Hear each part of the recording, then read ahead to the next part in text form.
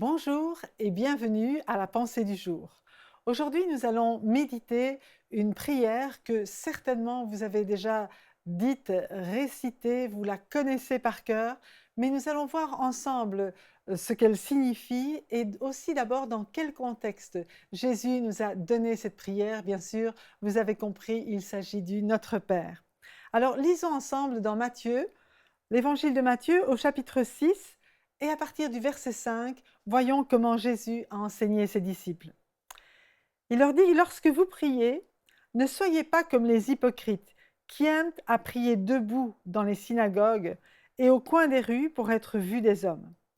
Je vous le dis en vérité, ils ont leur récompense. Mais quand tu pries, entre dans ta chambre, ferme ta porte et prie ton Père qui est là dans le lieu secret. Et ton Père qui voit dans le secret te le rendra. En priant, ne multipliez pas de vaines paroles, comme les païens, qui s'imaginent qu'à force des paroles, ils seront exaucés. Ne leur ressemblez pas, car votre Père sait de quoi vous avez besoin avant que vous le lui demandiez. Voici donc comment vous devez prier. Notre Père qui es aux cieux, que ton nom soit sanctifié, que ton règne vienne, que ta volonté soit faite sur la terre comme au ciel. Donne-nous aujourd'hui notre pain quotidien.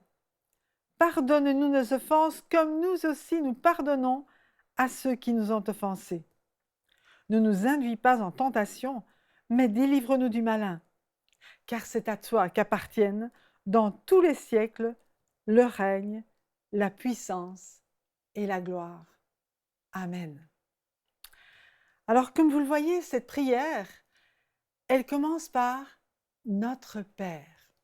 Notre Père, d'abord notre. Souvent on dit « Oh, Dieu est mon Père ». Amen, c'est vrai qu'il est le Père de chacun de ceux qui ont reçu Jésus dans leur vie. Il est devenu leur papa et on verra cela un peu plus loin dans l'Écriture. Mais c'est notre Père. Nous sommes maintenant partie d'une grande famille, la famille de Dieu, et Dieu est notre papa à chacun. Et imaginez un papa qui a beaucoup d'enfants déjà sur la terre, un papa qui a plusieurs enfants, eh bien il les aime tous de la même manière et il veut les chérir tous de la même manière. Et les enfants savent qu'ils appartiennent à une seule famille. Et nous avons besoin en tant que chrétiens de réaliser que nous appartenons à une même famille, à la famille de Dieu, que nous sommes frères et sœurs en Jésus-Christ et que nous avons un papa qui nous aime et qui veut le meilleur pour chacun d'entre nous. Et nous-mêmes, nous allons vraiment être amenés à prier les uns pour les autres aussi, dans le même sens. Jésus, lorsqu'il était sur la terre, pouvait dire « Père, je sais que tu m'exauces toujours ». Oh, combien nous aimerions tous pouvoir dire « Oh, tout ce que je demande à Dieu, à mon Père céleste, à notre Père, il me le donne ». Mais Jésus avait une attitude aussi qui était vis-à-vis de son Père céleste et il se donnait entièrement à lui. Il a dit dans Jean chapitre 14, verset 13, il a dit « Tout ce que vous demanderez en mon nom, dit Jésus, je le ferai, afin que le Père soit glorifié dans le Fils. » Et cela nous montre que Dieu désire et Jésus désire répondre à toutes nos demandes. Dans Jean chapitre 11, verset 1, Jésus priait un jour en un certain lieu. Et lorsqu'il eut achevé, un de ses disciples lui dit « Seigneur, enseigne-nous à prier comme Jean l'a enseigné à ses disciples. » Et nous avons besoin de recevoir cet enseignement de la part de Jésus, de la part de celui qui était toujours exaucé. Et c'est ce que nous allons faire aujourd'hui. Nous allons vraiment apprendre à nous approcher de Dieu.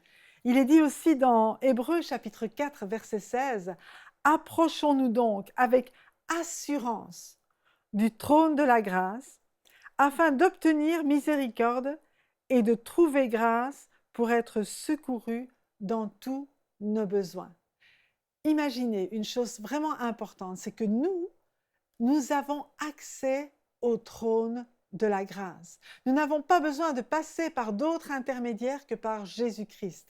Seul le nom de Jésus nous a été donné pour que nous puissions accéder au Père. Jésus a dit « Je suis le chemin, la vérité, la vie. Nul ne vient au Père que par moi. » Mais par Jésus, nous avons un accès direct à notre Père céleste et nous pouvons nous trouver dans la salle du trône. N'est-ce pas merveilleux?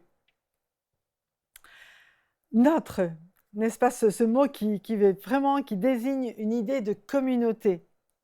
Jésus, qui était le Fils unique de Dieu, il est venu comme le Fils unique de Dieu, mais il est devenu pour nous l'aîné d'un grand nombre de frères.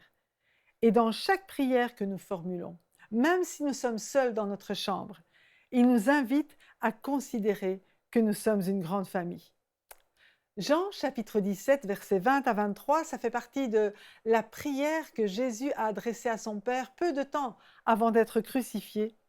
Et il dit « Ce n'est pas pour eux seulement que je prie, mais encore pour ceux qui croiront en moi par leur parole, afin que tous soient un, comme toi, Père, tu es en moi, et comme je suis en toi, afin qu'eux aussi soient un en nous, pour que le monde croie que tu m'as envoyé. » Alléluia. Je leur ai donné la gloire que tu m'as donnée, afin qu'ils soient un comme nous sommes un, moi en eux et toi en moi, qu'ils soient parfaitement un, et que le monde connaisse que tu m'as envoyé et que tu les as aimés comme tu m'as aimé.